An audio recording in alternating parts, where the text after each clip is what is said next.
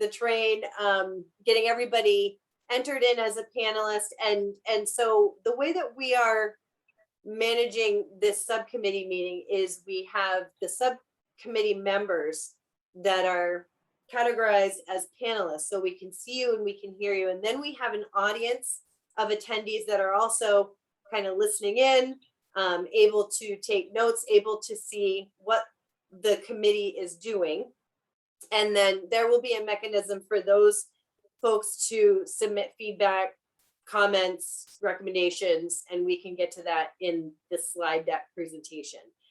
So thank you, Ozzy, for your technical assistance. And he is here. You can chat with him if you have questions about anything technical.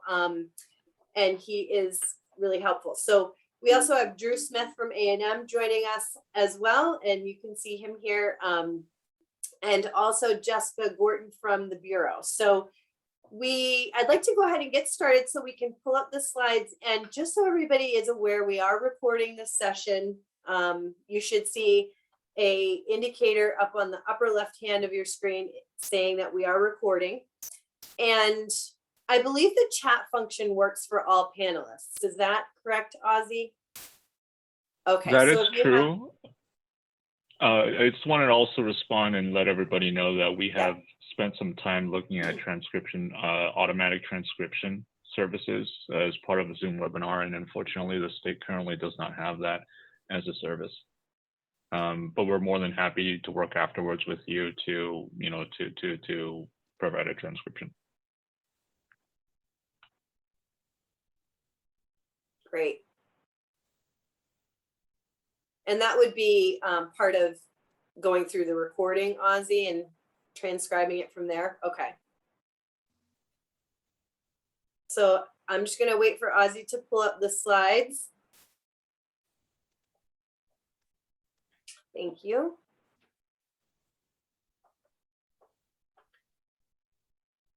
So welcome, everybody. This is the first subcommittee meeting of the waiver work group, which is really a outcome of the recommendations that were made in the A&M report. And I want to, first of all, thank you all for volunteering your time to be part of this work group. We are very much relying on the feedback and input from our stakeholders as we move forward on the recommendations that have been made by A&M around building out a supports waiver and a comprehensive waiver in the state of New Hampshire. So this is, again, our first meeting. So next slide, please. So our goals for today's meeting are to basically reintroduce waiver work to a smaller, more focused waiver work group. So as you know, we've had the 3 DD/ABD waiver renewals happening in New Hampshire, and Jess Gorton is with us today. She is our BDS waiver manager. For those of you who may not have known, she has been promoted into administrator role here at BDS as our waiver manager. We've renewed the in-home support waiver, the DD waiver, and we're currently in the process of renewing the ABD waiver. And a lot of work has gone into that. Much of that work people on this committee have been a part of. So we want to thank you for your work and really take that a step further as we start looking at how to improve the DD waiver within New Hampshire and how we improve services in general, home and community-based services. So I mentioned Jess Gorton as our waiver manager, and Ozzy and Drew are here as representatives to help us and really provide technical assistance. I know that as we consider how services look in our state, a common question is how are services, delivered in other states.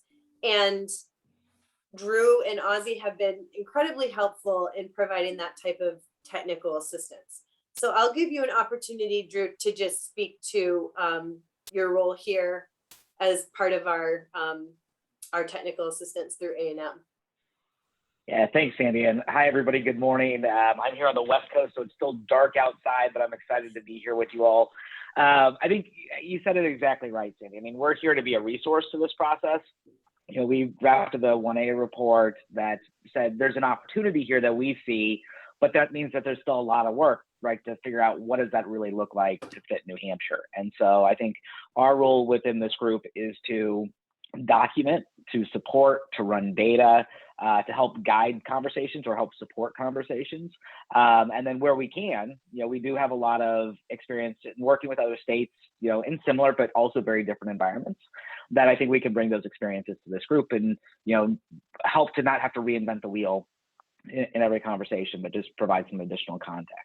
So really excited for us to be a resource. And as Sandy said, Ozzy is fantastic at helping out during this. He'll also be an active member as we get into some of the data. So anything we can do to help the group, just let us know. Great. Thank you so much, Drew.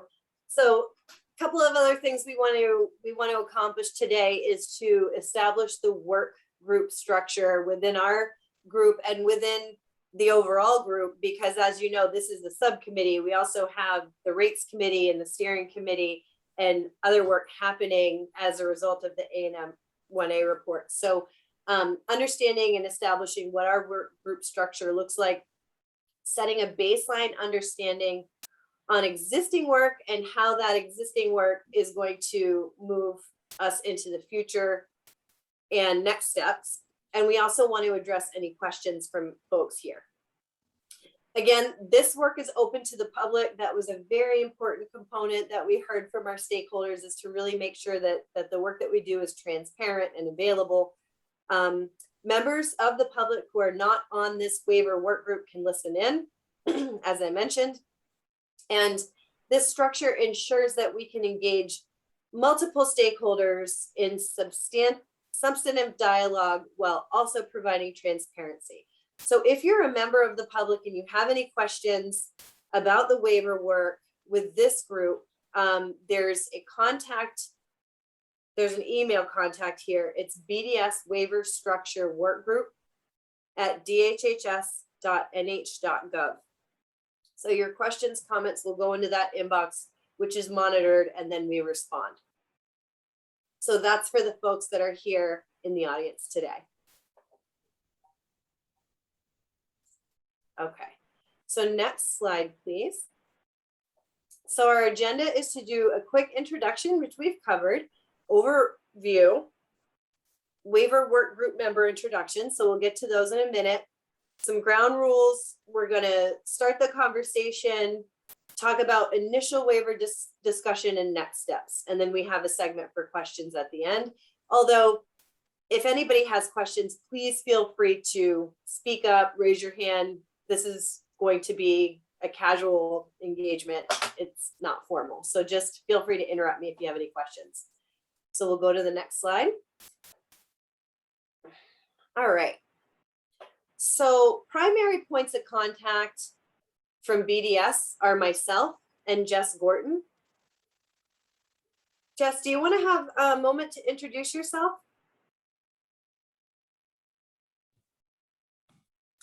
Hey everyone, as Sandy mentioned, I've newly been promoted into the role of the waiver manager here at Bureau of Developmental Services. I've been with BDS for a few years, working as a liaison to Lakes Region Community Services, Menard Developmental Services, and the Moore Center. Prior to that, I worked in long-term care Medicaid eligibility for about 14 years. I oversaw their long-term care financial eligibility and did quite a bit of work in conjunction with Medicaid policy. So I'm really happy to be here and I'm really happy to be in this role. And we're thrilled to have Jess as our administrator of the waivers. So thank you. And I'm Sandy Hunt. I'm the Bureau Chief at the Bureau of Developmental Services. I've definitely worked with everybody here in one capacity or another. So it's just great to see everybody. And in addition, we have Drew and Ozzy.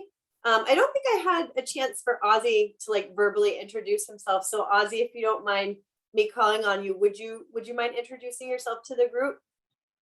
Sure. Thank you, Sandy. Hi, everyone. My name is Ozzy. I work with Drew. I specialize in data analysis, and that's all. That's all. Okay. That's all. I'll be helping with a lot of the technical stuff. So if you have any questions, you're welcome to ask me. But really, the opportunity is for this work group to discuss. And I'll definitely be supporting you, Sandy, and you, Drew, behind the scenes. And we are very grateful for you, Ozzy. Thank you. So the purpose of this work group is to really get feedback from people that are going to be implementing these services, these home and community-based services at the local level. So that includes our providers, also the people that are going to be receiving services. It is very, very essential that we have their feedback as part of this process. So that is, you know, the folks that we support, their family members, and advocates, and any other stakeholders that are impacted by this work. It's very important that we hear your feedback as we move through this process, and that you're an active member of the development of the supports waiver and the comprehensive waiver. So next slide. That's a beautiful view, just so everybody can get relaxed. So this slide is also available on our website, and it's an overview and a purpose of our waiver work. So essentially what we're doing is we're embarking on a multiple year implementation, which will affect services provided through our existing DD waiver. So currently we provide services primarily through the DD waiver, while the DD waiver provides access to all eligible folks. In many cases, sometimes somebody will receive services in a moment in time that they need, but then later on down the road, that need might change. They may receive too many services, maybe not enough services. So our goal is to make sure that the waiver is structured in a way that everybody is served with the services that they need in that moment, and that it's flexible based on that person's needs. So in order to make sure the relationship between what a person needs is aligned, we're basically looking to separate the DD waiver into two waivers. So those two waivers are defined as a supports waiver, which is focused on supporting people whose needs are best served in the community with minimal or as we would say soft services, and then a comprehensive waiver for people who have complex needs, where we may increase the intensity of services on the comprehensive waiver. And the goal is to basically improve access. So this is on our website for those people who have had an opportunity to look at it. You see the Venn diagram really is focused on individual outcomes, really looking at how the person is served and that their needs are being met based on their individual needs. So to date, prior to taking more concrete actions around that tiered waiver structure, we want to ensure that there's proper stakeholder communication, and this waiver work group is a part of that. So next slide. There's been a lot of questions about the stakeholder feedback structure and the committee structure. So we wanted to include a slide here to just talk about how the committees are built and the channel for communication within the subcommittees. So as you see here, we have a steering committee at the top, which includes 18 members. And then underneath that steering committee, there are two other groups. There's the waiver work group and then the rate work group. And you'll see that there are members of the work groups that also sit on the steering committee. So the goal is to have the work groups basically discussing the subject matter, working through it, and then communicating up to the steering committee.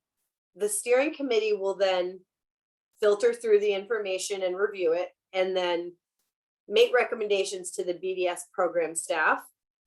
So that's the red squares to the right.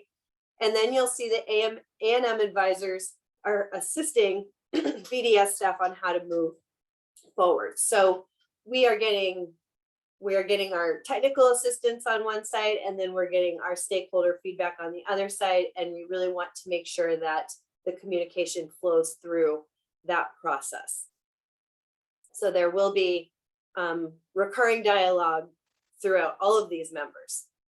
So there's 12 members of the waiver work group, 11 members of the rate work group, communicating up to the steering committee, which has 18 members, communicating with over to the BDS program staff to make recommendations on how to move forward. Any questions on this? Okay, next slide, please.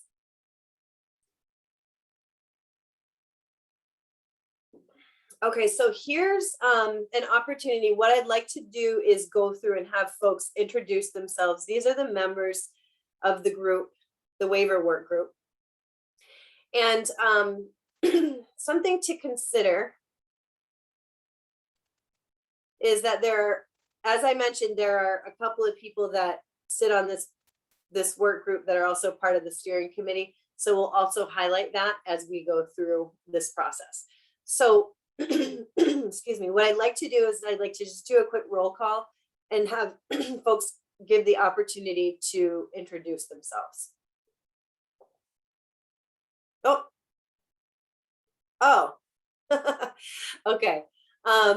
So I was going to go through the list that was on the last one, but I think what I'll do is I'll just look at people's faces. So we'll start with Krista. And here are the questions that we'd like for you to highlight, Krista, on the slide, 1 through 4, if you can see it. I can see it.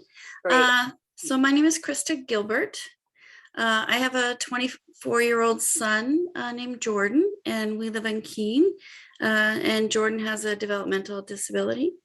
I'm also on the DD Council. I'm on the policy committee.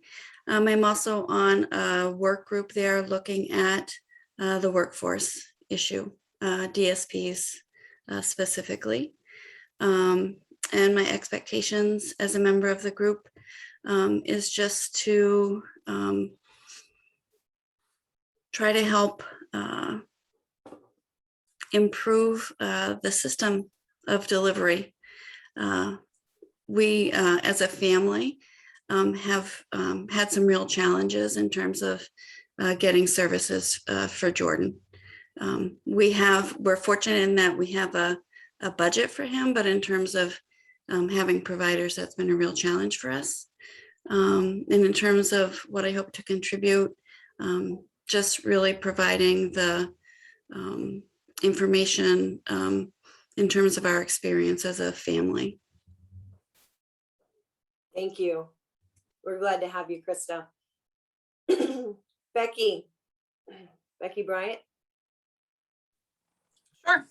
I'm Becky Bryant. I'm the CEO at Lakes Region Community Services. We're Region 3, the area agency representing Belknap County and Grafton County, or part of Grafton County. And that's how I'm obviously engaged in the DD system. My expectations, I guess, as a member of the group is to represent the individuals and families in our region. I think that we have a really close connection with those individuals and families, and with all of the burdens, such as Krista just mentioned, that families are experiencing right now, they don't have the ability to participate often in these sorts of groups, and that's what we're here for. That's what I see our role as their area agency as. And I hope to contribute some of my background. I've spent 14 years now in the system, the first 10 years as a CFO and the last 4 years as a CEO. So I think I have a perspective that a few of us now bring in those roles to the work that we do, and some of the boots on the ground knowledge of how the waivers actually get carried out and how it impacts the work that we do. We're so glad to have you, Becky. Thank you. Pam Dushan. Hi, everyone. I'm Pam Dushan. I'm the Director of Case Management at Community Partners Region 9. And I'm hoping to be able to bring some of my experience in the DD system to this group. I've been at Community Partners for over 36 years and have been through many changes, have seen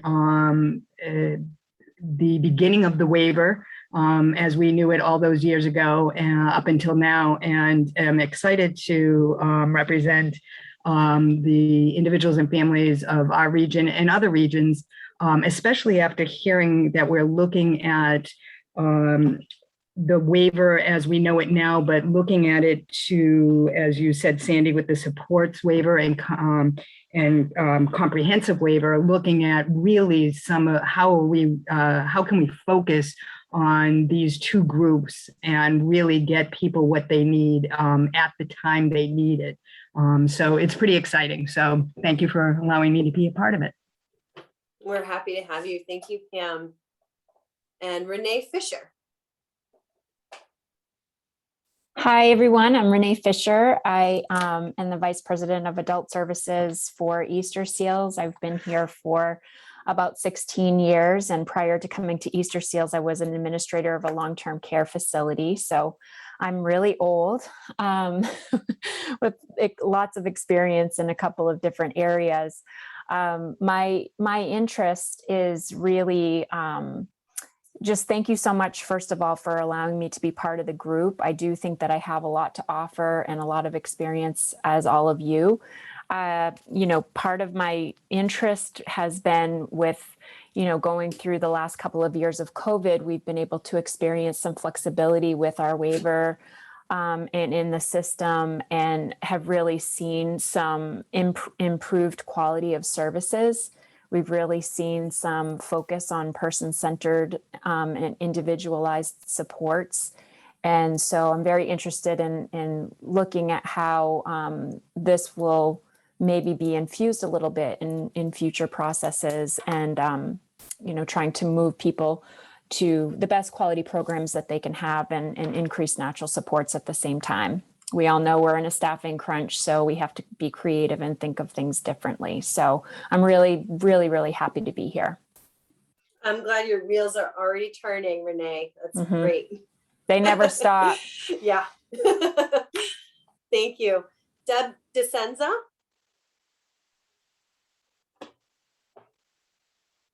Hi, good morning. I serve two roles. I am the parent of a 38-year-old man who is in the system, and he was my inspiration for founding Farmsteads of New England. So I've been the executive director of Farmsteads of New England for over 20 years.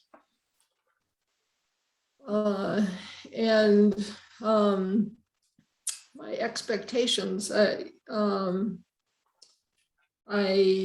expect to work hard to help bring about some positive change in the system. That's what it's all about, I guess. And maybe I answered number 4 instead of number 3, but I think that's it in a nutshell. Thank you. We're glad to have you, Deb. Tim? Yes. Hi, good morning. My name is Tim Leach. I'm the CFO at Gateways Community Services. I guess it's Region 6. We're in Nashua and the surrounding towns. How are you engaged in the system? CFO, so 18 years. Pam, wow. I mean, I'm at 18. I thought that was long. And Renee, too. I was like, wow. I'm not going to make 36, I'm pretty sure, but that's great. So expectations, a number of us have been at this for a while. I know this whole process started a couple of years ago. So just really hoping to, change the system, what we're supposed to do based on what CMS is telling us, and move it forward. My contribution, hopefully my years of experience at Gateways, and hoping to move this over the finish line, I guess, at this point. Thank you. Thanks for being here, Tim. We appreciate it. And my face is just scrambled, so let's see who I didn't call yet. Dirk Doty. Dirk Dowdy? Hi. Sorry. Dowdy, that's okay. Thank you. Hi. Yeah, my name is Dirk Dowdy. I work for Chesco, Region 5 in the Keene area. I'm an employment specialist. I've been doing it for 12 years. I too am interested on maybe some of the flexibilities around the waivers that have been really successful and what's not. And I'm employment focused, I guess. And I just hope to collaborate with everybody and improve the system. That's great. Thank you so much for being a member, Dirt. We appreciate it. Jen Cordero. Good morning, everyone. So I am the Executive Director at Beckett Family of Services, and like most of you have quite a bit of experience here in New Hampshire. I've been working in the field in provider agency capacity for the past 20 years. My expectations of this group would again be to sort of create some positive change as we create the waiver system. I do have experience working in multi-states, so bringing that perspective too, I think will be extremely helpful. And just really look forward to this work group, and thank you for having me. So glad to have you. Thank you, Jen. Thank you. Michelle Donovan. Morning, everybody. I'm Michelle Donovan. I'm the State Director for Living Innovations. I'm also the president of the Private Provider Network, so I kind of have that perspective going as well. I've been working in human services for 34 years. 18 of that was in behavioral health, so I have some perspective from that area as well, which I think will hopefully be helpful. My expectations for the group, I guess it's more of a hope. I'm hoping that this will be a working group that gets things done. So because it's a smaller group, maybe it can be more nimble. We can all actually jump in and do the work to affect the change to improve quality services for people. And, I hope I can contribute my perspective as, for all of the vendor agencies that I represent. We have 18 members. So those who aren't on the group, I can bring their input as well. We've also learned a lot from COVID. PPN actually wrote a white paper, lessons learned from the COVID crisis. So I'm hoping that some of those things can be worked into this whole waiver conversation and continue to create quality, as Renee said, person-centered services. Michelle, thank you so much. That's an excellent hope. It is my hope too. And the point that you make about representing PPN is an important point, and I hope everybody here can kind of take that back. I know that there are a number of people here that wear multiple hats. So please don't hesitate to, talk to your networks and share this information with your networks, because the more information that you bring to the table, the better. So I appreciate that, and hoping that you will be kind of our ambassador to the PPN, Michelle. So thank you. That's the plan. Great. Lenore? Hi, I'm Lenore Schuter. I'm the Vice President of Community Services at One Sky, which is Region 8 along the Seacoast. My engagement is through the area agency system. I've been here at One Sky for 25 years. Most of that was spent in family support. Prior to that, I worked in clinical services in Massachusetts. So like Pam, I'm very old. My expectation of the group would be, like many of you, I've worked on participated in the waiver work for quite some time, looking at things from the beginning of the CAP. And so I'd like to continue to move that work forward. And I hope to be able to contribute my experience in the system over the last 25 years. And thank you for allowing me to be a part of this work. So glad you're here, Lenore. Thank you for being here. My pleasure. Yeah, absolutely. Sarah. And good morning, everyone. My name is Sarah Menard. I'm a case manager at Cratchit Mountain Community Care. I've been part of the New Hampshire system for 7 years, so I'm a little on the other end of the spectrum than some, but I have a lifetime of experience as a sister to my 35-year-old sibling who has autism and complex support needs, co-occurring mental health needs. So I think I approach this work first as a family member, and then currently wear a number of hats. I sit on the private provider network as well as the DD Council. I'm chairing a work group related to workforce issues in New Hampshire through the DD Council, and then have experience kind of operating services in a number of types of settings, including on and off campus residential programs, enhanced family care programs, community participation services. So I kind of have a good sense of our current plethora of service models and kind of what's working and what's not working as well in those different types of programs. My hope is that we create a system where there's more ease of access and where folks with kind of more complex support needs also have plenty of opportunity to access their communities as included members with the supports they need. And I hope to contribute, some of my experience from those multiple hats, as well as I'm doing a fair bit of work right now through our Choices for Independence waiver.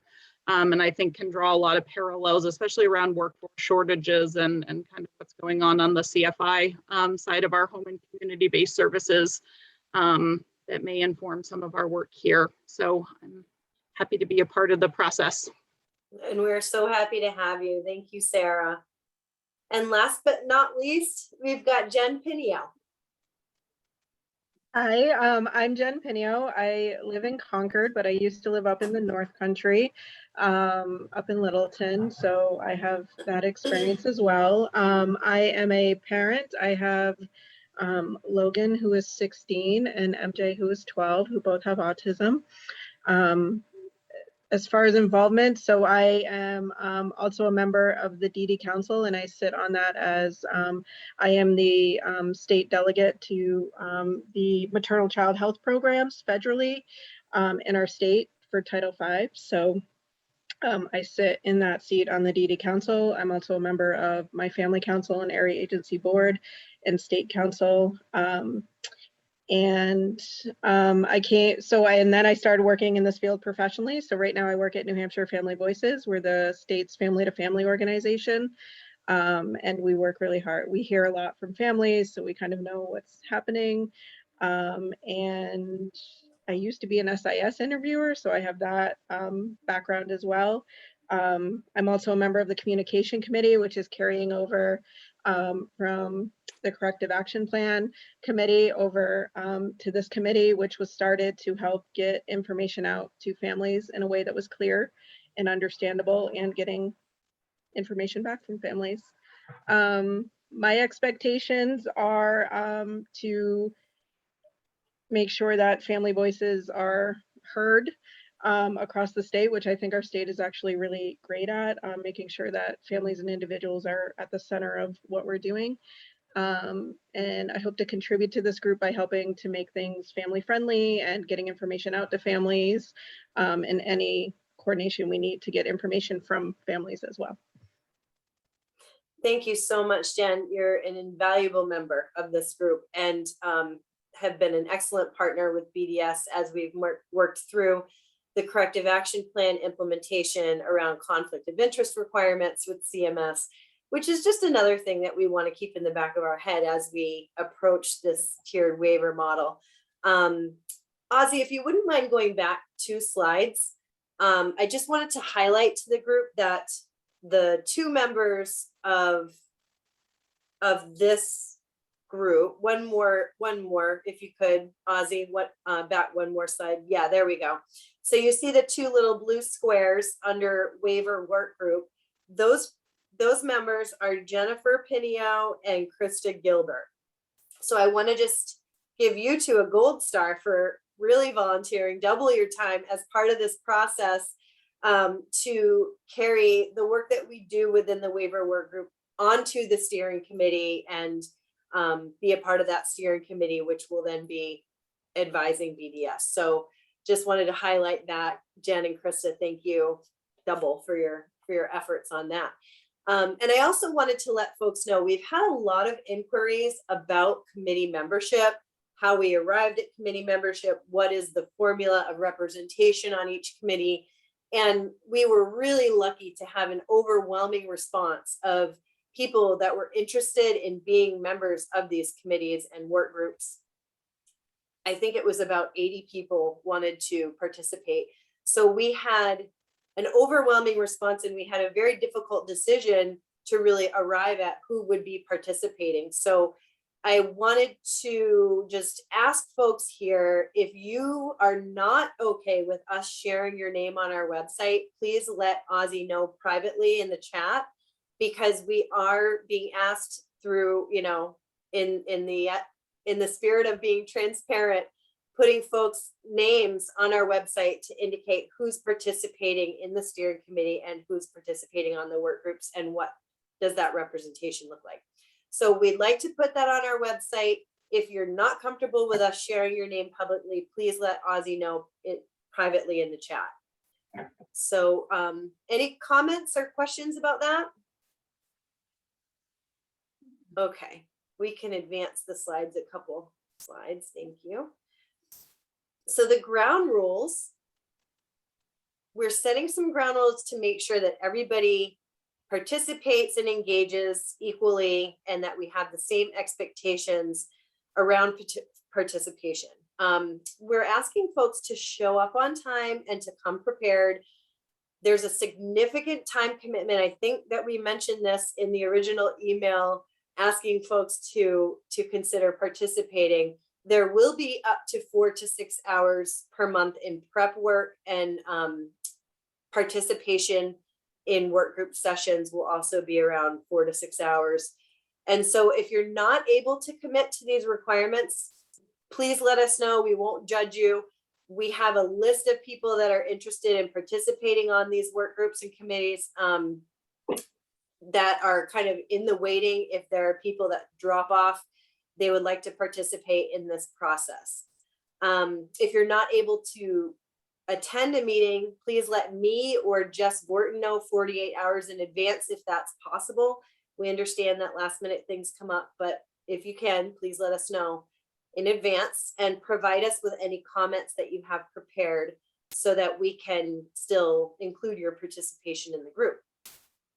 We ask that you not send representatives on your behalf to these meetings. So if you can't make it, let us know that you can't, and then again, share your participation or comments with us.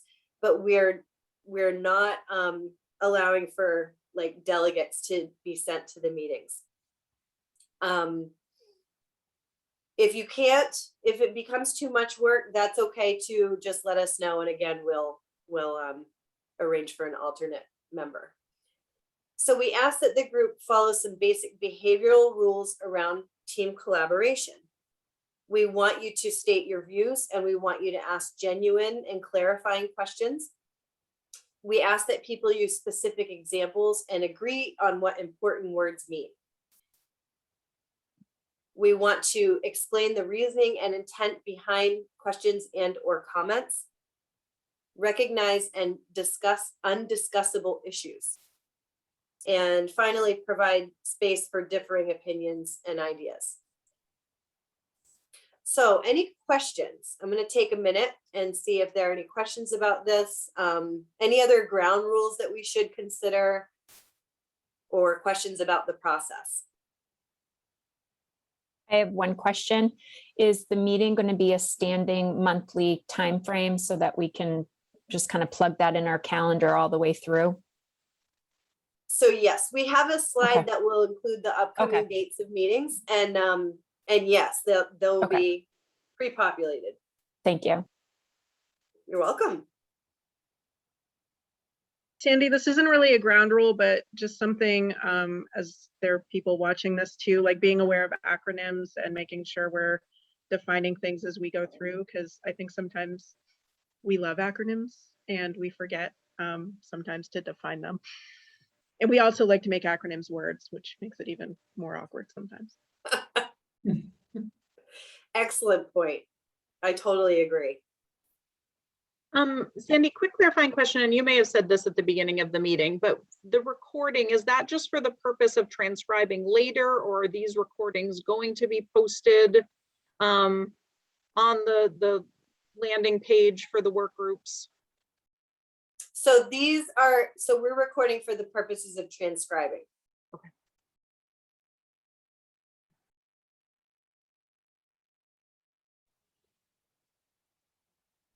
Any other questions?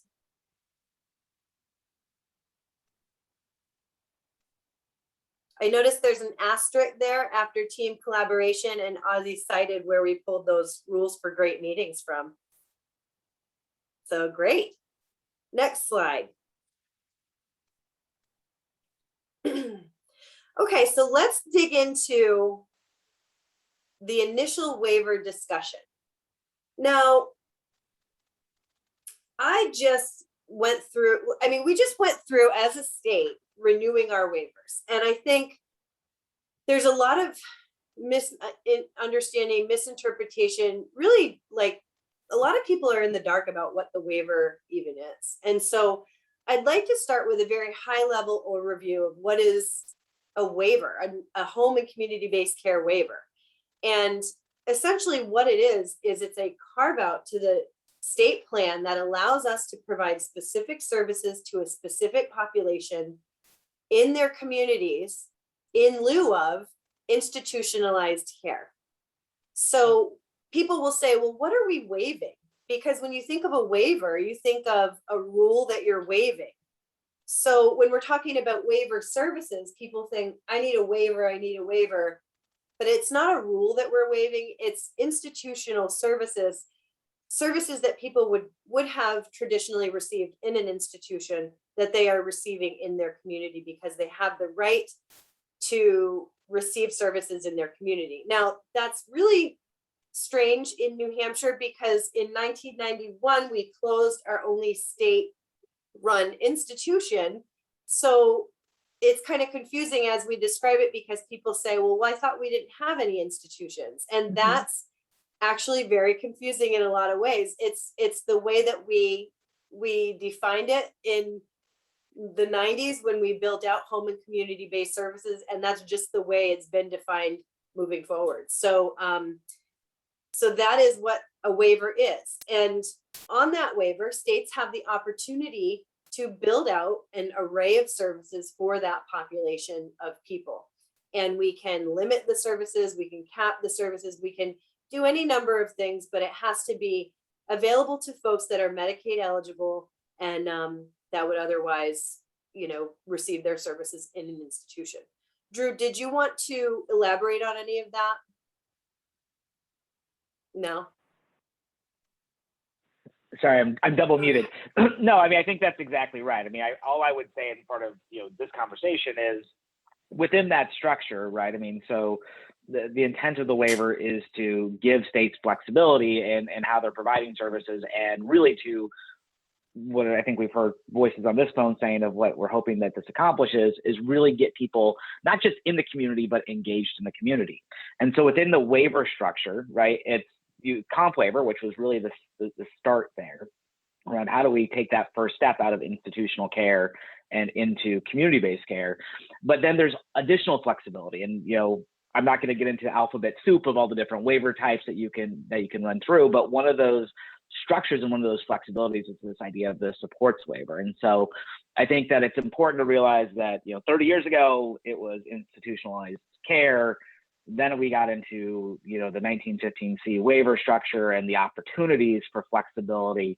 And now what we're seeing is this really next iteration of that. And how do we build additional flexibility to even get away from those conversations around, if you don't do this, you'll go into institutional based care, but how do we make sure that a waiver structure is really aligning to the individualized needs of the people accessing the waiver? So I think it's an exciting time. CMS, I think, is really looking for states to really dive into these flexibilities in a new way. And really, they've seen coming out of this pandemic, a lot of opportunities to modernize services.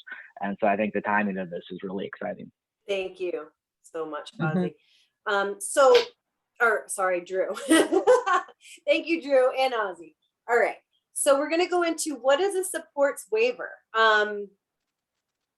Supports waiver is characterized by a relatively low dollar cap on the total amount of the waiver services that are authorized on behalf of a beneficiary. So that is the waiver participant, also known as the beneficiary.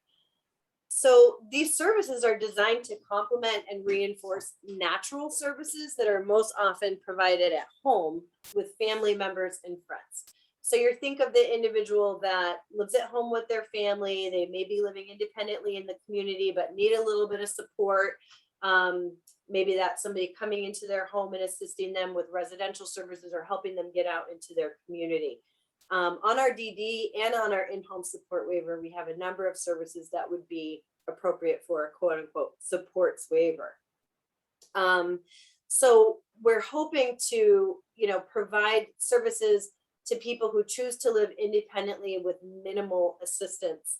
And the services are designed to maximize that individual's independence while they're integrated in their community. So use of support frameworks like charting the life course to help families and friends develop a vision for a good life would be an appropriate component to include in a supports waiver. And other services as examples include like personal care, assistive technology, community integration, and day program, also known as CPS. So services on the supports waiver can also exist on the comprehensive waiver. That's a common question that's come up when we've talked about the tiered waiver approach.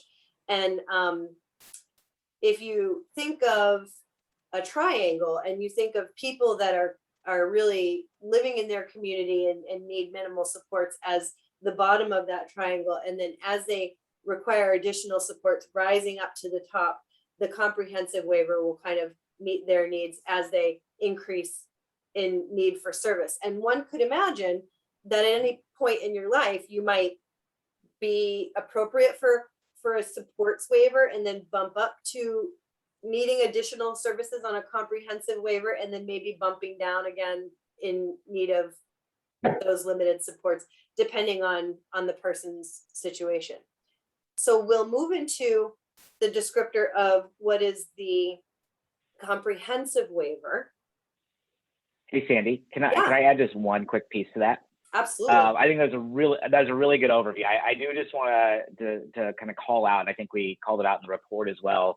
It can be tricky to draw lines between these waiver structures, and that's intentional, right? To Sandy's point, we want people to be able to move between waiver structures, again, to grab the services or to use the services that best align with their needs at that point in time. One of the biggest differences nationally between the comp and the supports waiver is the use of 24/7 residential care. And so, I want to kind of call that out here because I think that what I've heard from everybody's introductions is a collective agreement that we want to look at holistic services, including very independent services and community-based services that might not always be 24/7 service options. And so as we think about the differences in these, that's one of the biggest drivers. The other piece of this, and to Sandy's point, is there can be a lot of crossover between the comp waiver and the supports waiver, but there doesn't have to be, right? So this is, I think, also an opportunity as we're thinking about what do we want access to services to look like in a supports waiver that is really meant to be leveraging, that natural support structure and, at times be intermittent supports to help families, which we know is definitely a need, especially through this pandemic. But also, what are other ways that we think that there's opportunities for people with developmental disabilities to engage with the community that through a comprehensive waiver structure just didn't really seem to be the right fit. So we really get to draw new lines around services and really think through what are things that we wish we would have had, but never had the opportunity to try. And so I'm sure that there are some really good examples of programs that have been piloted at your agencies or across the state, that this is a structure now in the waiver basis, right, from a Medicaid reimbursement structure, that there's more flexibility to maybe see how do we build those out further. And so, I think that's what I'm hoping from this group is to really, bring some of those ideas forward, identify, what makes sense as a waiver service versus, what interesting but might not quite fit, and then how do we look at using either the supports waiver or the comprehensive waiver to best build out then the capacity of the service and the provider expectations and the access to those services for individuals. So, but I did want to make that point. I think a lot of times when people see that a supports waiver is often relatively less money, they think, well, it's less service. I think we probably, looking at the list of folks on this call, especially the CFOs, can all agree that 24/7 residential is the most costly service in a DD program. And so that's one of the biggest drivers there, right? This is not meant to reduce access to services. It's just by taking out that kind of residential component, the cost of service goes down exponentially. Can I ask if we can define 24/7 residential? Because I've had some questions and think that's creating some confusion. Because in my understanding, 24/7 residential does not equal in a congregate setting. It could also include individualized service options in a shared living setting with a home care provider. Am I understanding correctly? So I will define it how we used it in the report. It's a really good point of clarification. I think this goes with the previous slide around let's clarify key terms. So when we talk about 24/7 residential, typically, right, we're thinking of a group home structure, of a congregate care structure. There are other residential options, right? And we'll talk about those. And enhanced family care is a good example, right? Enhanced family care can be relatively hands-on, right, for somebody who has more complex needs, but it's not the same congregate structure. And so when we think about it, and this will be important too when we do some of the work around rates, because the way that you build the rate around a 24/7 residential for congregate care is going to be significantly different than how you would build it for 24/7 non-congregate based services. So when we've talked about it in the report, it is really meant to that group home structure, that traditional group home structure, and not the enhanced family care or the independent living model.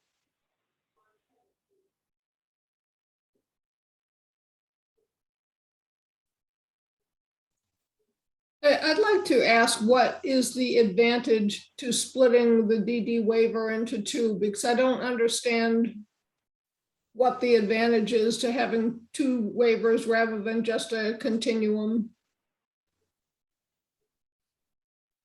So I can take that. Deb, did you have an opportunity to read the A&M report at all? Yes. Okay, so the way that these recommendations came about was really a result of trying to ensure that people are getting the right amount of services based on their individualized need. So really trying to avoid over-serving people, and also trying to identify anybody who may be underserved or not served at all due to inability to access services, or that's where the other kind of recommendation came in around building capacity within our state for people that need those high-level intensive treatment services. So the goal of breaking out the DD waiver is to make sure that people are getting the services that they need based on their individualized need. Once you get onto the waiver, you have access to the entire service array that's outlined in the waiver. So we want to make sure that the waiver is tiered so that those waiver participants have access to the services that they need, but not additional access to things that they may not need, or if somebody is in need of really, really intense services, they have access to the waiver that gives them those services and not other minor services. So really it's tiered services based on an individualized need, which we're going to talk about identifying through the assessment process. And this, as Drew said, kind of pairs with the rates work that we're doing to make sure that we are able to identify a rate that meets that individual's need based on their assessment. So it all kind of weaves together to ensure that we're getting the right service to people when they need it based on what their needs are. That's the best way I can describe it. Sandy, this is Becky. Go ahead. So I guess two questions, and one might be too far in the weeds, and they're really kind of different, but both off of what you said. So bear with me. One is, how does that differ from the system we have now, where we do our assessments, we do person-centered planning, we put our proposal forth, and the Bureau approves those on an individual basis? As far as when you refer to have it being in a separate waiver and not having access to something that they don't need, the access isn't there now if that's not approved based on demonstrating need. And then my second part, which unrelated but related, is where is self-direction come into all of this? We've done so much work around self-direction for well over a decade. We've come full circle to where self-direction and the flexibilities and the ability to be more creative and offer families the ability to meet them where they're at with what their needs are, those flexibilities have been continuously reduced in the self-directed model as far as the prior authorization and billing and reimbursement model. So where do you see self-direction fitting in with the clear direction that seems to be have been decided that we need to go to the tiered waiver? Okay, yes, that's really, those two questions are excellent. And the first question about how is this different from where we're at today is that it's more refined. As I went through the in-home support waiver renewal, I think that for those of you that have been around since the in-home support waiver was developed, I think that the intention of the in-home support waiver really was to be a supports waiver. If you look at the definitions that are listed here, and there is not a residential component listed on the in-home supports waiver. So residential component meaning like that more supportive piece. So I know that in looking at the New Hampshire state plan, Medicaid state plan, we had pediatric nursing services that are available for kids living in their home with DD. And then the in-home support waiver came along to kind of support those families that needed additional support to keep their child in their home. And over time, what we found from families was that the waiver was limited in what it was providing to folks because there was a cap on services. There wasn't enough services. People were in need of more services, and it became not, I mean, the in-home support waiver was not meeting the needs of a number of families. For the DD waiver, we have an array of services that are available to folks, which kind of span from very light touch to 24/7 congregate care. And so what we're trying to do is look at these waivers and see what can we build out for the light touch services on the supports waiver to kind of keep people at baseline at the bottom of that triangle and build rates that are consistent with those services. And then for those who rise up in need that are moving up in the triangle, how can we build out those residential high level intense services? So it's really it's an effort to try to keep people where they're at when they're integrated in the community, in the home of their family or in their own home. And for those that have high level intense services, to really try to meet them where they're at and build those services out. So we're looking at reviewing the definition of services. We're looking at reviewing any caps that we think would be appropriate. We're looking at provider definitions and requirements. I know there's been lots of talk about how case management looks across the state. So the waivers that we have now definitely meet people's needs, but they're not as refined as I think they could be. And I think that we are limited in a lot of ways in our existing waivers. So it's really, we're really going to be relying on this group to take a look at what needs are going unmet and why, and how do we build out a waiver that provides the services to folks based on their individualized need in that moment. I think a lot of the answers are going to come as we move through discussion on the waiver, and we have a little bit of homework at the end that I think will help folks kind of visualize what we're trying to achieve in terms of building out a supports waiver and versus a comprehensive waiver, and how that aligns with the waivers that are in existence today. So hang on to that thought, Becky. And in terms of PDMS, participant directed and managed services, that's not going away. One thing that we changed this time around when we renewed our waiver was PDMS was listed as a service in the waiver. And what we did was we pulled it out of the waiver because really it's a method of service delivery. because day program can be provided through participant directed and managed services or in a traditional sense. And so we pulled it out of the DD waiver as a service because really it's a method of service delivery.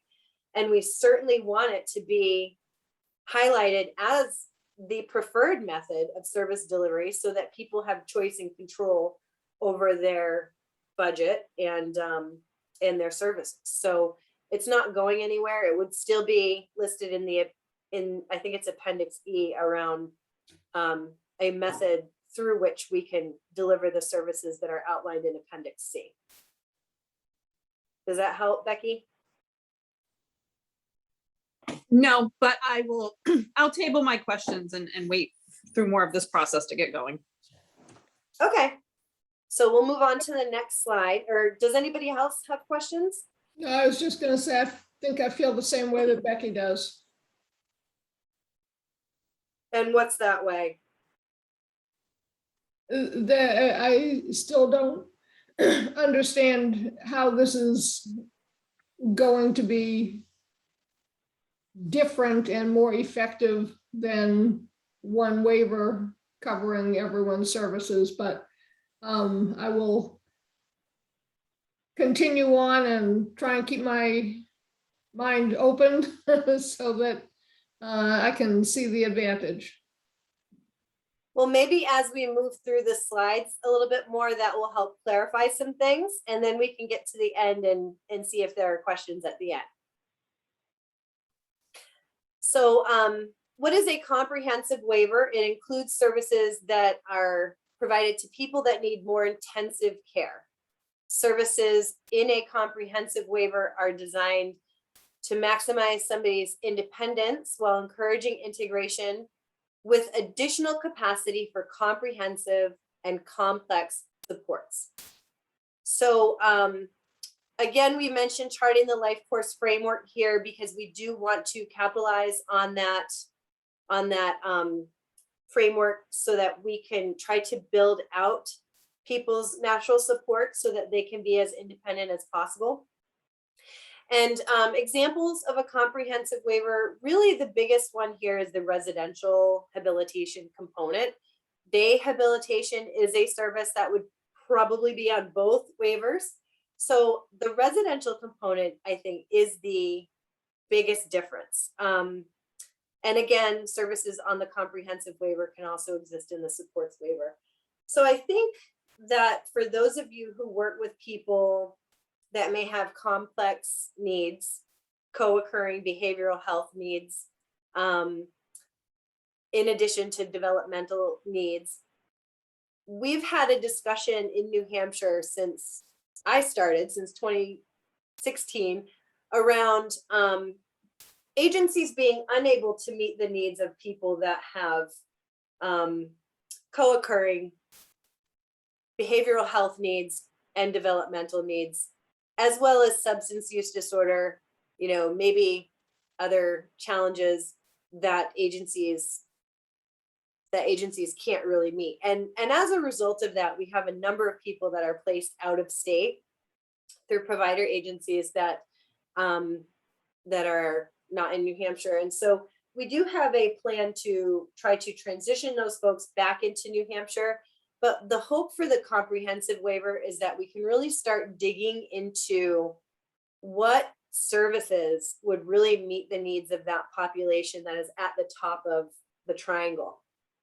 And how can we provide those in the community through the home and community-based care waiver? So what would that look like? How do we define that residential component? How do we build out the provider qualifications?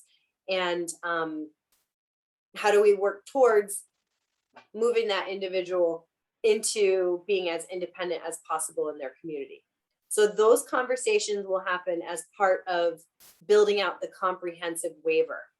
So I would like folks to kind of dust off their notes from when we had the ITS summit and how we were unable to meet the needs of folks that were, you know, in the emergency rooms, presenting, you know, at the START center, folks with dual diagnosis, because that's the population that we want to meet through this waiver.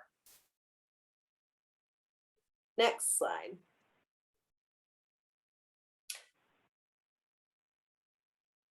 Okay, so existing materials. We've conducted an exploratory analysis of comparable services in other states to help make a decision around a tiered waiver structure. We've summarized the existing services in the New Hampshire DD waiver and provided corresponding per individual units and dollar figures to inform understanding on current usage.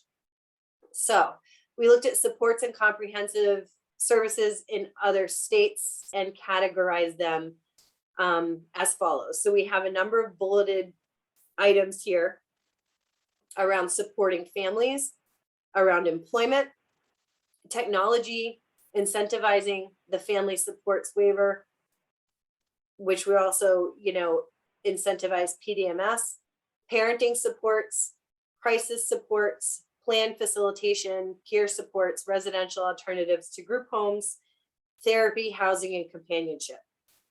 So these are all areas that can show up in a supports and in a comprehensive waiver that we might want to consider for our state and how folks can benefit from these various areas in our state. So as a next step, we plan to use this service workbook to start building a baseline understanding of services which will best suit a comprehensive or supports waiver. Next slide, please. Hey, Sandy, can I pause here just for a Yes. quick second? Because I think this gets back to the comment from Deb and Becky. So, I think as you look at the list of services here, we've gotten pretty deep into your waiver. I think we could acknowledge, right, that these are substantively different than what's in the waiver now, right? You probably see a theme here, really around family supports, around more individualized, what I would call at times intermittent supports to help support somebody, in a very different construct, right, of what a service system or what their service access would look like compared to what's there now. So if we look at the use of services now in the waiver, we see primarily residential and we see traditional day services, and then there's some respite and there's some personal care, things like that, right? Pretty standard service modules. In the supports waiver, the intent of pulling out the supports waiver differently is to have the flexibilities to get some of these services that might not have as much utilization in the comp waiver structure, but gives bigger access to more people to more of these kind of family-based supports, which I think is really important. And I think what I've heard from everybody as we ran through introductions and expectations and intent of this group is to drive to that. And so what I think is going to be important, and I really appreciate the willingness to come open-minded to this, because it is going to be hardest at the beginning as we start to identify what service falls where. But the intent truly is to make these two different waivers to serve people with developmental disabilities. What I think we try to call out in our report is when we look at the data, right, of who's accessing what services, and we use the assessment tools that are on hand and common ways to think about types of supports people might generally access, or ways to think about how somebody might be similar or different than others. I'm just going to be pretty frank. We saw some people with relatively low support needs in some very hands-on comprehensive services. Now that doesn't surprise me, right? I've done this before. We've seen this in other states. That happens, but that's part of what happens in a one waiver system, right? As Sandy said, when you come into the waiver, if you think about it from a door, right? If there's only one door into services, you have your choices of everything. And if there aren't constructs to help guide somebody and through case management structures and through service options and through service definitions into, maybe the right mix, then we see that people often pick what they're most familiar with. And in times, unfortunately, what they're most familiar with often are not services that are going to help promote their best outcomes. Right? Drew, part of my background. Yeah, go ahead. Can we just put that other slide back up, the previous page? And I just have to say that if we're going to be open-minded and come at this fairly, I'm actually taking great exception to what you're saying. So we've been very creative in our system to work with a medical billing model, which is what it feels like under the waiver system we're in. but we do everything that is on this slide that's being talked about. You can't see this necessarily because of a documentation and a system problem, but this stuff is being done creatively and has been done for years, and billed, for example, as traditional CPS. So I think that we have to take a look at what you took a look at, because I don't think that the data that you're seeing apparently on paper in Concord is supported by the boots on the ground services that are happening in the community. And I think it's a huge disservice to our system to make the statements that were just made, because they're untrue. So I think you're probably exactly right, Becky, because what we see in the data is the constructs of what services are there now. I think that what I'm trying to say here is, how do we build these services so that you're not trying to figure out ways to provide them under different billing codes or under different services? How do we formalize so that you have access to these services and to the rates to then pay for these services adequately for what they are? And so I agree. And that's where I think, we talked about how do we bring forward some of the things that are happening well now that don't have the exact same constructs in the waiver, to bring them forward and formalize them in the waiver structure itself. And so I think that there is a lot of really good stuff happening. I think we made it a point in our report to say that, we see that you guys are working in a dated structure to make those great things happen, right? And so I think the intent of this waiver change is to give you the structures, to give families and individuals in their case management structures, providers the structures to bill against that align with what is actually happening, right? So that we know that when somebody on their plan has peer supports or self-advocacy, and you're providing those, that you have a billing structure to be able to work within that, right? And that we're able to formalize that in the planning process. But that's a very different message than the message that's already been stated today, that we're over or underserving and that we're not able to bring these services to our families. And I will be quiet now and continue to attempt to be open-minded, but we have to be fair and clear that what is in the A&M report and the data that you're talking about and the statements that are being made do not reflect services that are happening.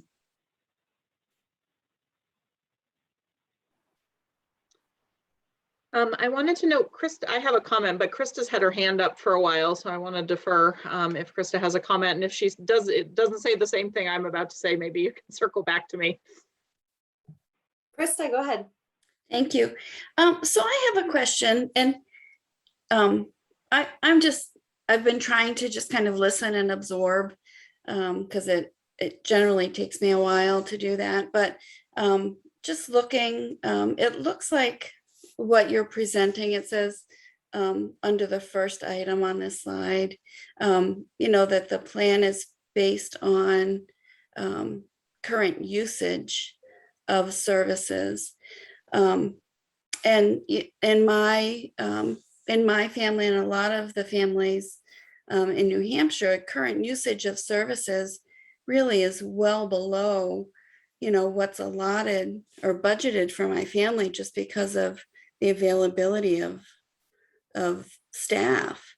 And so how has that been taken into account when planning for services in the future?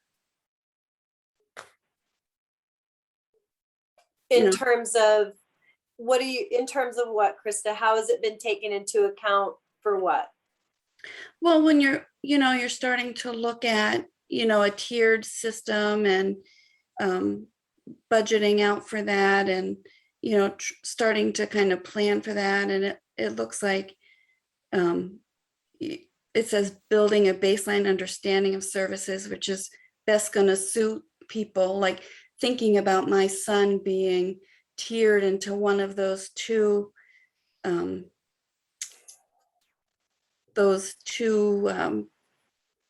tiers. Like, it's just like trying to understand the whole thing, thinking about that whole process. Yeah.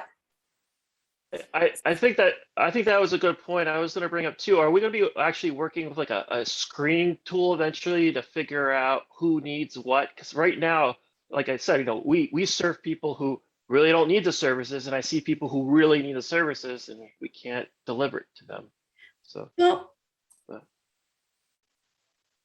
So Krista, you're on mute. So Dirk, I just heard you say like you serve people who really don't need the service. Like I guess I'm wondering how do you know that, or how do you determine that they don't need the service? Because that's something that I've heard other families say too. Because because they're just not using all the hours sometimes. They're not using it. So they could be allocated to somebody else, which the demand may be more for, in my opinion. Right. So from and I don't want to be, I'm not trying to be argumentative to you. I'm just like trying to have a dialogue with you. Like from a family perspective, like I've heard other families have that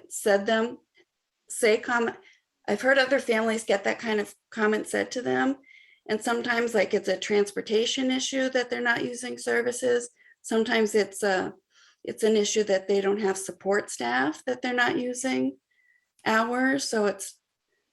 Oh yeah, no, I'm not talking about, no, you're absolutely right on those points. I just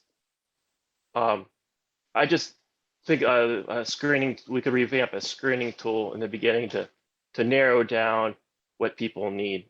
Right. So when I'm hearing like they're not using their hours, like that's like emotionally charged for me. Like people aren't using their hours, so let's cut them. Like it's not that we're not using our hours because we don't need them. We don't have any staff. No, you're totally right. Right. It's individual based. I think you're both describing unique situations, right? Yes. So there's the person over here that has 20 hours a week, but they can't use their 20 hours a week because they only have a staff person that's available for 10. That's your situation, Kristen. It's frustrating because if the staff were there, you would use all the hours, right? Sandy, it's not that I have somebody for 10. I have no staff. Right. I have had 16 hours since the pandemic began.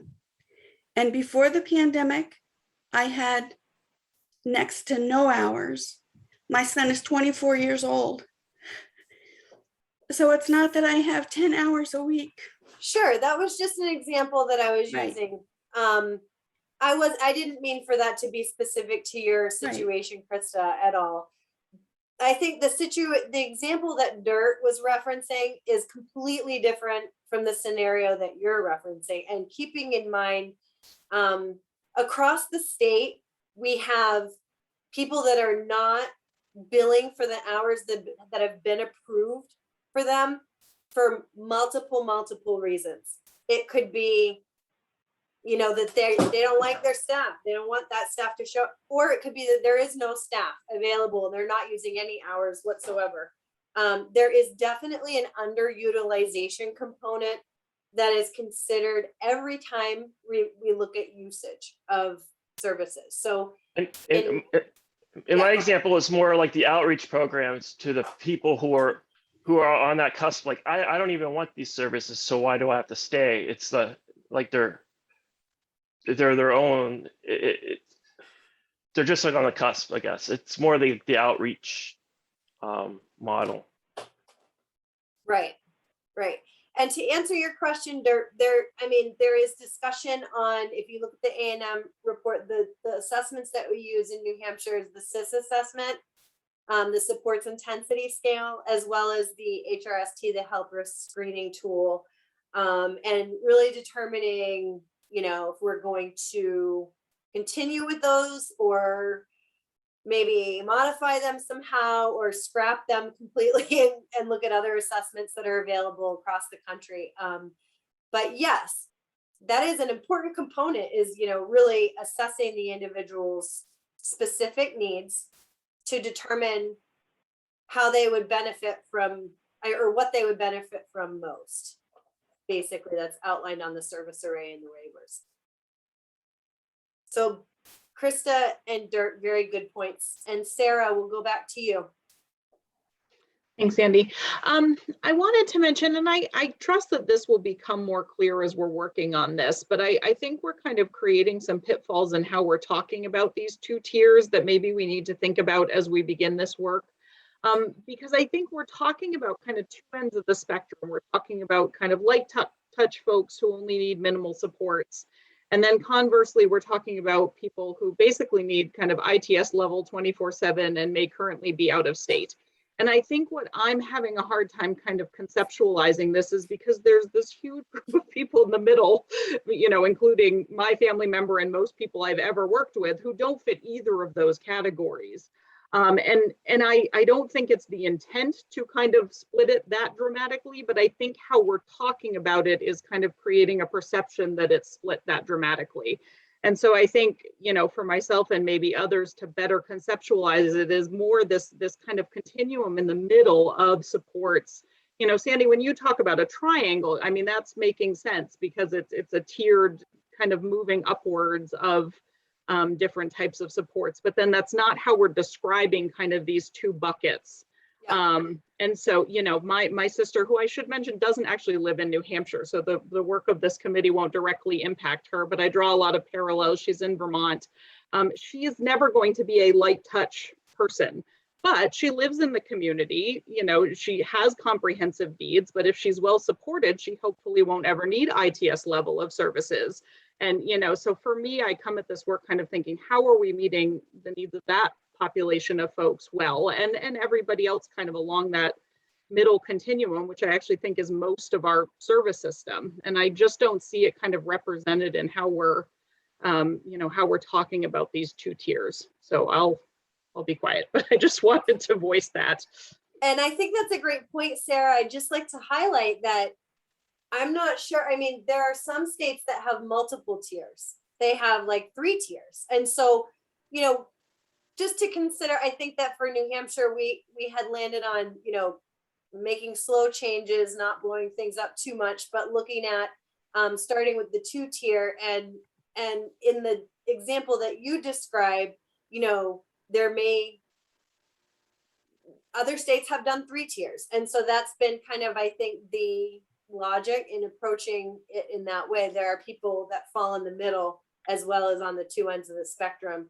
And as we build out 2 tiers, considering how they may fall within that spectrum, and I think part of that discussion will also kind of overlap with the rates group, because if you look at the rates, you'll see that a base rate is built out and then a rate is determined based on where they fall in terms of like their level of need on that spectrum. So that's a consideration as well. Jen, you unmuted yourself. Did you want to speak?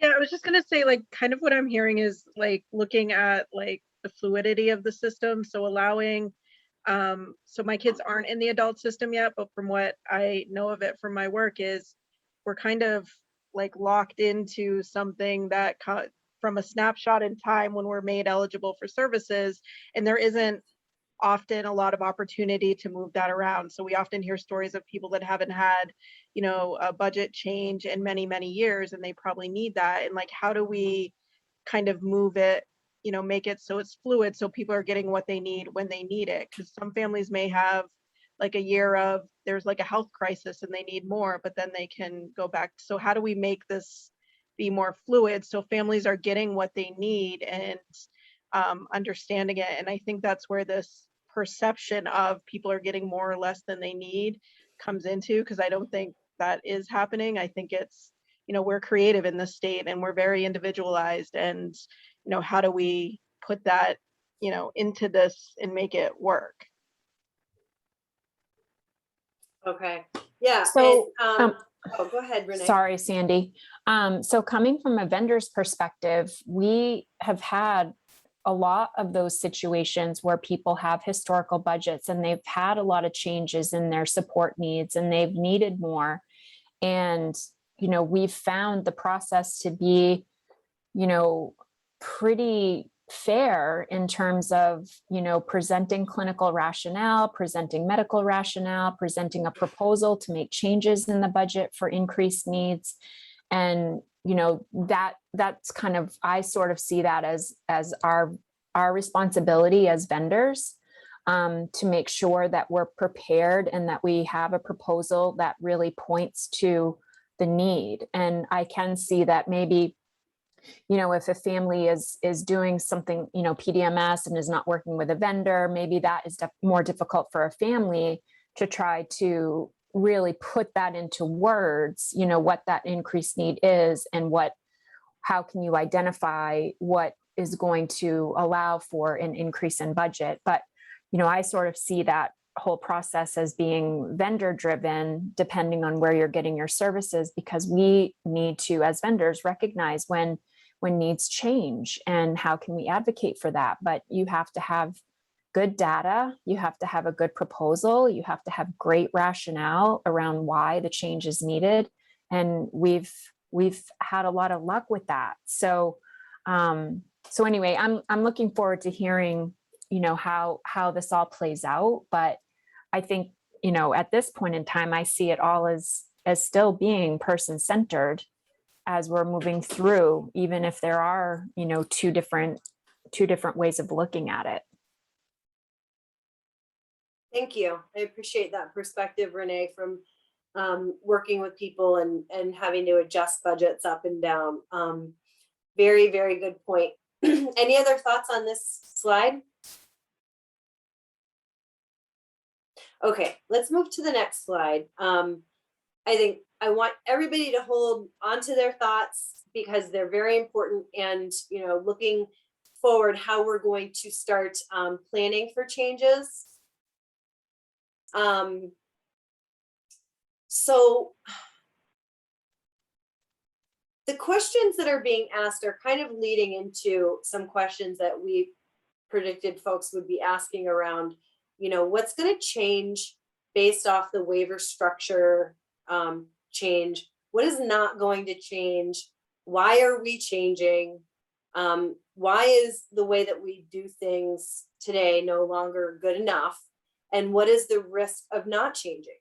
So I think these are some questions that folks have already thought of and have already kind of verbalized, both directly and indirectly.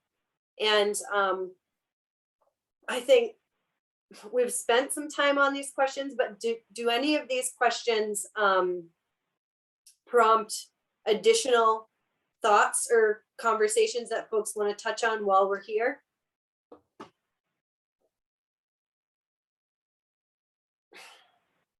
Okay, we can go to the next slide. So next steps. So here's the meeting schedule that we talked about at the beginning. See below for the assignments for this month, which will help facilitate the ongoing dialogue between this work and our program staff. So after this meeting, we're going to distribute a service mapping workbook. And that's where we're really going to start is we're going to look at what we have currently, and we're going to determine whether we want to keep it. So that would be future use.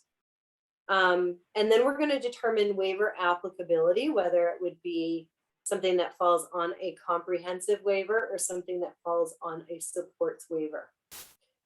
And if you mark keep it but change it, include it in your rationale in the notes column. So this really speaks to Becky's point about how there's a lot of things happening right now that agencies have been doing that haven't really been defined clearly in the waiver as specific services.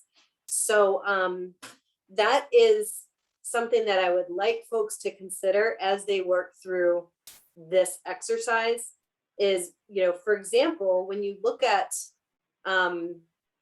day habilitation or residential services, what are we providing that might fall under technology first that could fall on, that could be pulled out separately that we're already doing. So keep but change would be in the notes column. So you might keep residential, but maybe pull out other pieces that we want to call out specifically as part of the waiver service array in the new waiver. So if you have any questions, comments, or concerns around any of the service crosswalks, note those pieces in the notes column and just provide an explanation and then submit feedback to the email that we've provided. So can we take a look at that crosswalk? Ozzy, do we have it available to walk through briefly so that folks can be familiar with it? Okay, perfect. So this is an Excel document and it will be coming to you in an email. And on the first tab, you'll see the instructions, and we're looking at the second tab right now, which is 2021 New Hampshire DD Waiver Service Review. So we're starting out with the service title of each service. Then we're defining it as a service type. We have the service description. We have limitations. This is basically a baseline review of our Appendix C in our DD waiver. Now the first three columns are what we want you guys to populate. We want you to take a look at the service title and then the description and then indicate, do we keep it? Would it fall? Do we keep it? Do we get rid of it? Do we keep but change? Oh, look, we've got Ozzy demonstrating that there are drop downs. And then on the column D, you'll see that you can do a drop down for where it would fall, either both waivers, support waiver or comprehensive waiver. And then column E gives you an opportunity to enter any notes that you might have. Questions, comments, concerns. So I would imagine, like Becky, as you move through this exercise, you might say under residential that we're going to keep but change, and that, you know, it falls under a comprehensive waiver in certain aspects. And what are we doing now that's not called out in the definition itself? So does anybody have questions about this Excel spreadsheet and how to use it? This is our homework. Sandy, if people have questions about, like, if we don't fully understand a definition or something, do we go to you and Jessica? Yep. Or okay. Me or Jess, either one of us could answer your questions. I wanted to call on Jess quickly because as we were walking through the definitions between supports and comprehensive, Jess made kind of a private point to me that I would like for her to share publicly around budget neutrality. So Jess, could you just speak to that for a minute? Because I'm not sure folks understand. I know many people do, but I'm not sure everybody understands the purpose of budget neutrality. Yeah, so when we submit a waiver to CMS, the Centers for Medicare and Medicaid Services, we have to demonstrate, these are our appendices I and J. We have to show financial accountability as well as cost neutrality. So what we're seeing here and what we hope one of the outcomes with this group would be, if we want to increase services, add additional services, doing that within a supports waiver or a separate comp waiver would allow us to still be able to demonstrate cost neutrality to CMS. And this is when that's my role in the play usually, to come in and talk waiver logistics, but we see this as an opportunity to not. So right now our cost neutrality is demonstrated based on our projections for unduplicated number of individuals who not only will be supported on the waiver, but who may utilize each service. And it's a projection. So we have to utilize those figures, come up with an overall cost, and demonstrate to CMS that the cost of the waiver doesn't exceed the cost of other services that someone might choose to utilize in institutional care or otherwise. So in doing this in and I think that was in one of the slides previously, in a supports waiver that has a lower per individual unit cap, I think is how it was described, does allow us to possibly have the ability to add some more supports in. And then at the same time, in looking at the comp waiver and how we might formulate that and develop that, and make sure that what we're offering for each of those two waivers is not just, you know, a list of services that could be chosen from, but the right services that people and individuals and families are saying, and that we have heard them say over the last I mean, and I'm going to say a few years, but some of you have said on this line that you've been working within the system for decades. You know, this would be so helpful. Can we add it? And we see an opportunity now to maybe be able to do that and still meet the CMS compliance criteria. Thank you for making that point, Jess. I appreciate it. Does anybody have questions?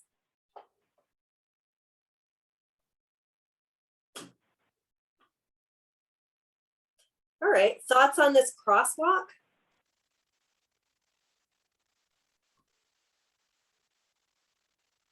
So this crosswalk too, I'm just going to kind of add now that Sandy's given me the mic, yeah, she's going to want to take it away. But so this is our current developmental disabilities waiver that was just renewed on September 1st. And what we really want to see is, you know, understanding our current waiver as it is, but looking at what's in there and as the columns denote, do we want to keep it? Do we want to change it? Is this something we would want to do away with? Maybe we've heard of other variations of things out there, or maybe we're going to say, gee, we could keep this, but what if we were to add a couple of other components here? And then that gives us some work to do and look at as a group to see, okay, one, does it fall within the scope of what CMS says a home and community-based waiver can offer?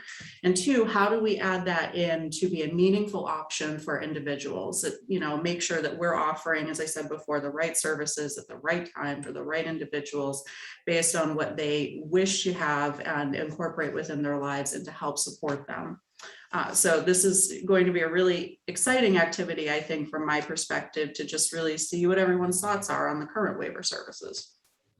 Right, and I want to beat people to the punch here. If we scroll down a little bit, so we see a lot of services that we're used to, like service coordination, community integration, community support. Let's keep going.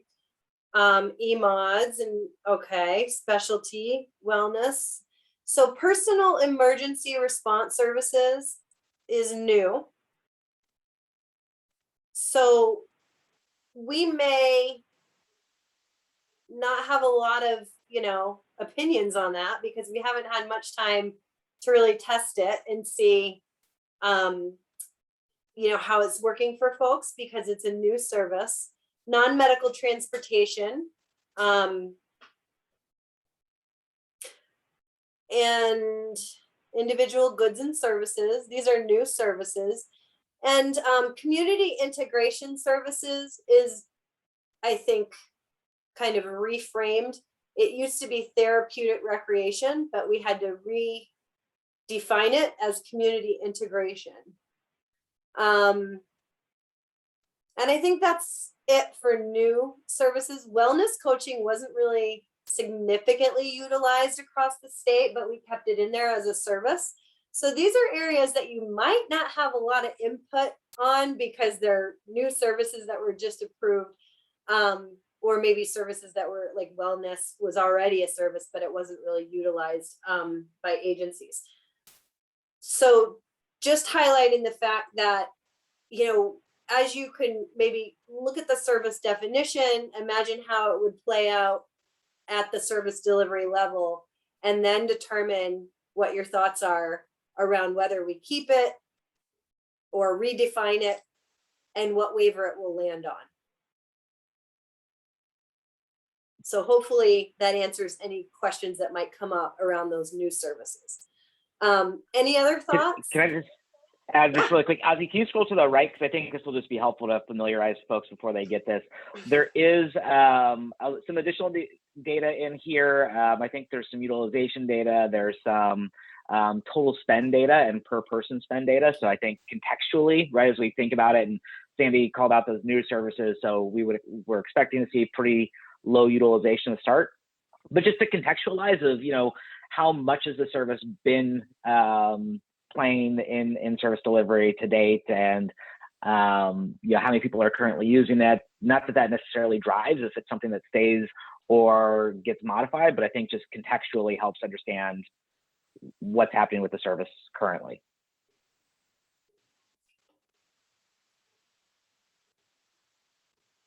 So just some pretty interesting data points for folks to look at and review. Did the data from recreational therapy get pulled into CIS? So if you had data of any spend on rec therapy, did that get pulled in or? No, no- because, hold on, let me see. CIS, no, Well, because, community integration services. right, no, it was originally bundled under a different service. Okay, So we pulled it out, okay, right, Jess? Yeah, so previously Okay. it was included within CPS or community participation services and residential habilitation.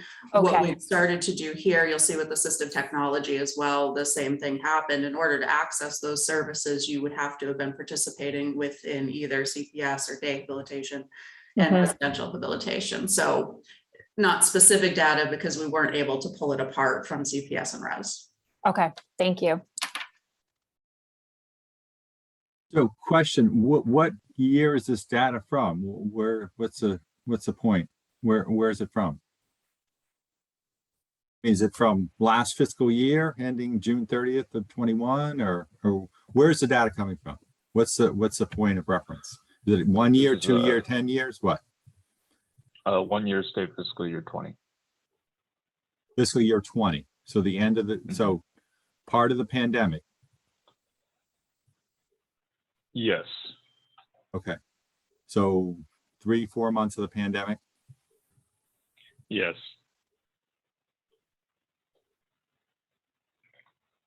No, I'll add to that, right? We have 19 data as well, right? So I think this is a point of reference for this activity, but there's more data for supporting these conversations that we can always bring forward to this, right? I mean, I think part of the challenge all states are facing is everybody's coming out of a pandemic and going to have to figure out how does the service system change. So I think we don't want to omit all of that data because I think it is going to impact the system, but we do also have other fiscal years outside of when the pandemic was in operation. So it's spend though, not budget. Spend. Correct. So column X says total spend. Okay. Yeah.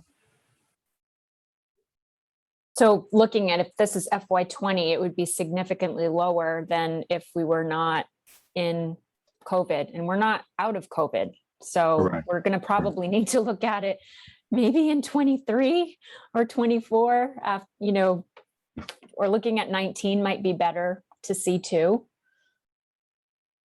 Yeah, I would agree. You want a year before. I mean, again, it's okay to compare them, but you need a baseline. Yeah. And as everybody said, I think it was Kristen was talking about her son. I mean, lack of services. So yeah. If I can jump in, I think the specificity of the numbers sort of obscures just the intention of adding these columns into this file is more from an ordering perspective. It would have just as been it would be just as helpful, in my opinion, to provide these in terms of a ranking, in terms of the services that are being used and the number of unduplicated individuals that are accessing each service. And that the reason that they're in here isn't so much to provide a specific dollar and cent amount, but rather to demonstrate, you know, whether the service, whether having this information would change your opinion on whether or not you go from keep the service to keep a change or remove. I think from a general direction that these numbers would not change in you know, if I may say too significantly with a few months of the pandemic included, but that's of course data that I would have to check. Is there a way to see, and I don't know how you pull this data, like how many people had it in their budget but weren't able to utilize it, because that would show us who wants the service but wasn't able to access it for whatever reason. Of course, right. We have authorized budgets as well as total spend, but we did want to get this workbook out to this group. And I think, you know, a natural response from holding these discussions is that, you know, as people are introduced to data, the natural next step is, well, what about X, Y, and Z, you know, and we want to sort of stop it at this point. But these are, you know, I'll take note of these requests, and we can certainly explore the data, you know, in ensuing discussions.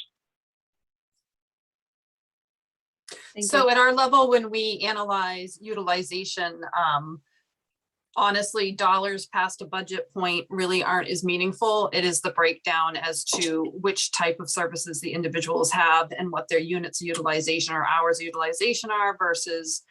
So somebody who's in 24/7 residential is not going to have varied during a pandemic, but we have to dive deeper when we do, and we do our utilization on a monthly and quarterly and annual basis. Because under residential, again, we have a continuum of people receiving a residential service who live independently all the way through to running, in my instance, 12 group homes. So there is a lot of noise in these numbers, and it's definitely skewed by a pandemic.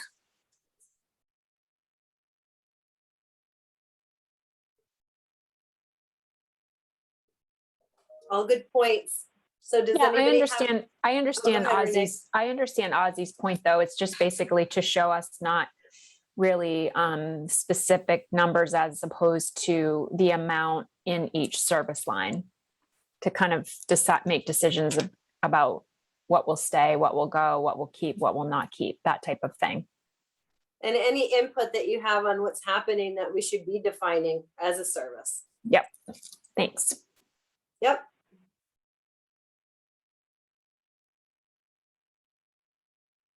Any other thoughts? So I think we're good with this. We'll go ahead and be sure to email it to the members of this work group. And so we'll go Sandy, back. Sandy, can I ask a question? So, sure. And maybe I'm jumping ahead. So you're going to send it to me. And again, I'm just more processing it. There's probably a lot of people at Gateways that would benefit from seeing this information, provide valuable input. Is that the intent, that I take it back to Gateways, go through this whole workbook with everybody, get their comments collectively so that it's just not my individual comments, but Gateways as a whole, those that would have a better understanding of some of these individual services that are provided and come back with recommendations?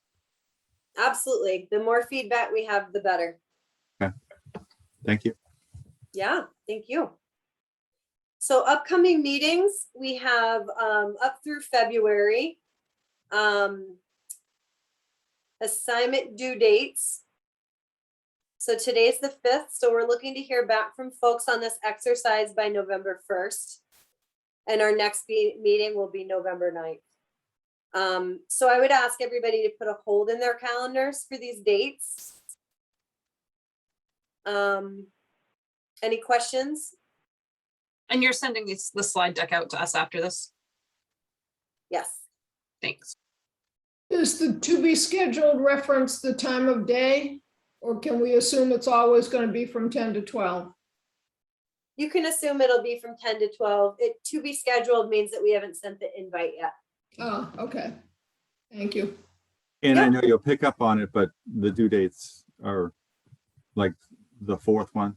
It's 22, Monday the 20th. Yeah, so you know that. Thank you. Thank you. Any other thoughts on this? Questions? Okay. So next slide. We have a link here. If you'd like any additional light reading around home and community-based supports waivers. This will be a good resource for you, just an overview on how supports waivers have been utilized in other states or across the country, ways that might, kind of get your wheels turning in terms of, how we could build a supports waiver out here in New Hampshire. And just an opportunity for getting ideas and educating yourself around supports waivers. So that's a resource. Any additional slides that we have here, Ozzy? Just questions, okay.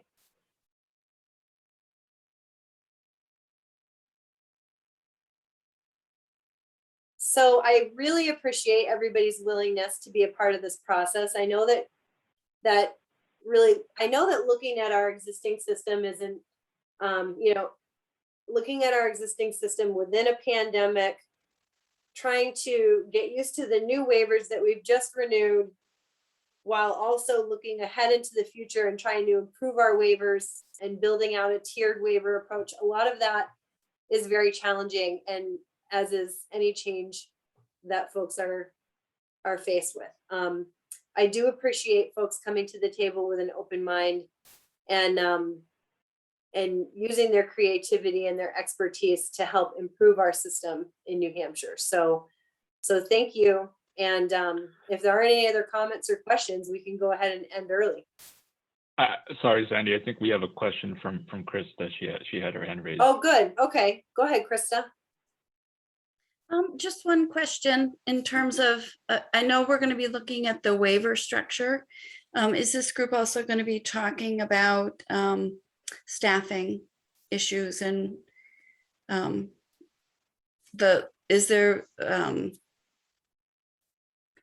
what BDS is hoping to do to try to address the staffing shortage? Is that part of the work of this group? So I think that we could take up an entire week talking about the staffing shortage. It's definitely at the forefront of every day that we come in to work, as it is with the area agencies and our provider organizations that are participating. It will not be a part of this work outside of the discussion around provider qualifications and who's delivering those services. I think that a more robust conversation around workforce would be happening at the rates group, because one of the commonalities that we hear from provider organizations is that our DSPs aren't getting paid enough. Walmart pays more, McDonald's pays more. And so if you look at the A&M report, they really approached the rate build out by basing it off of DSP wages and making that a priority number one around our rate build out. So not for this group as much as it would be for the next group, but it absolutely is a priority, Krista. Okay, thank you. You're welcome. Any other comments, thoughts? Thank you guys so much for being here today. We'll look forward to your feedback on that document by November 1st, and we will see you at the next meeting. Thank you.